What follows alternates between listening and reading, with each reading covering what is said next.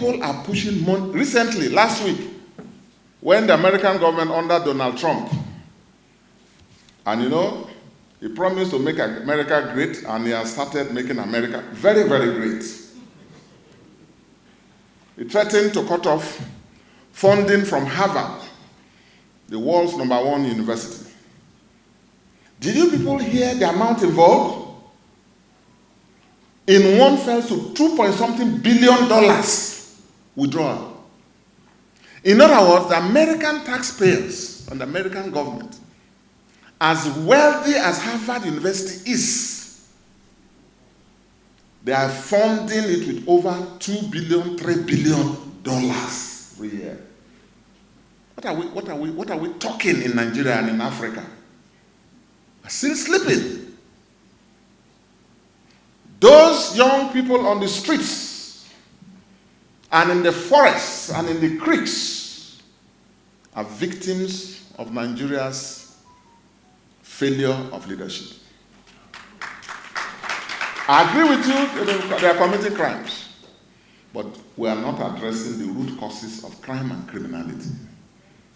In them and among them, my dear friends, you have lawyers and scientists and professors, physicists, medical practitioners, the Dangotes among them.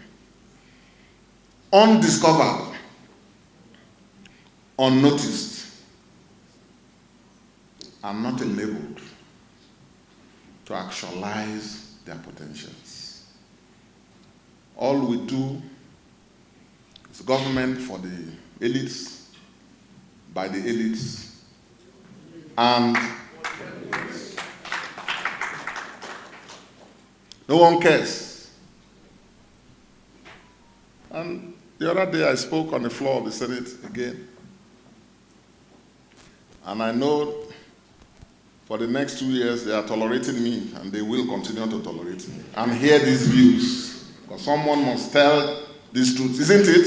Yes. So even these headsmen carrying cattle, trekking from Sokoto to Bayelsa, do we know what we are doing to this psyche of these people? A nation that is consumed in sentiments and not having to focus to address the real issues that matter. Simple. You ranch, you build ranches. In Bayelsa, when this was coming up, I said, no, we can't allow an armed person, whether you are headsman or not. Even if you are from this state, you are armed, we arrest you. We build a ranch. You have a cattle, you have freedom. This is Nigeria, you can be anywhere. But you must comply with the laws. Take your cattle to that place. We will build a market there for you. We will build a clinic there for you, veterinary clinic. I will build, and I did all of that. Put water there. So you've got a right to do your business, but don't commit crime. But the way forward is to also build schools in those places. Quranic schools, because that's legitimate education. Arabic education is valuable education. If we equip them with Islamic, Arabic education, and also English education, they are better prepared even for life. No one should go at the expense of the other. But you need leadership and focus to do some of these things. Now, rounding up, because like I said, I didn't come for election. I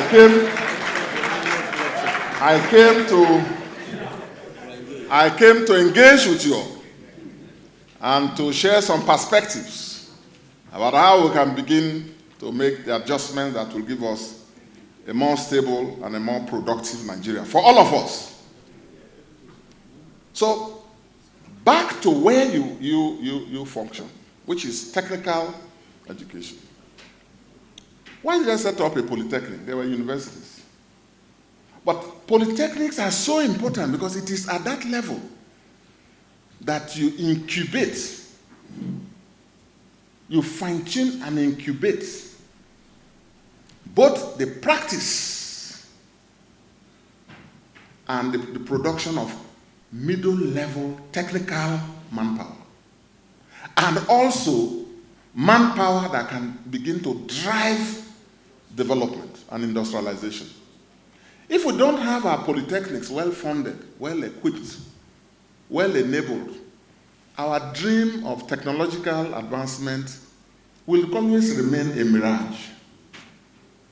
It must be anchored on you, those of you practitioners in the colleges, in the polytechnics. And those who started this country, who started establishing this polytechnic, they knew what they were doing. They didn't just set up Kaduna Polytechnic for nothing, or Aushi Polytechnic, or this polytechnic or that polytechnic. There was a purpose. And the purpose was to produce technical manpower. Technical manpower. University education is highly academic. You can acquire technical skills there as well as academic, but the polytechnic education is more rugged, practice-oriented. It's based on skills development. And we have failed to invest. I'm not sure there's any polytechnic now that has modern workshops. And we are not surprised, therefore, that in this country, even if you want to build a house, I hope you all know that most of your builders are coming from Cotonou. Yes.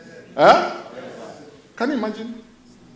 Neighboring small countries, so, with all due respect to them, we have this massive country with massive potentials, but we leave these gaps. And until we close the technological gap, you can't really say you have a functional education system. So I commend you all for what you're doing, and we all must work together. I've just shared some ideas with the chairman of this occasion, who himself is a very experienced, is a veteran in this field. And I say, well, don't rest. I am not a lecturer, but I'm very passionate in the field of education, because I understand the linkages it has with security, development, and all of it. Working with Mr. President, Fompa, and all of you, I think that we should have a conversation as quickly as possible with the Honorable Minister of Education.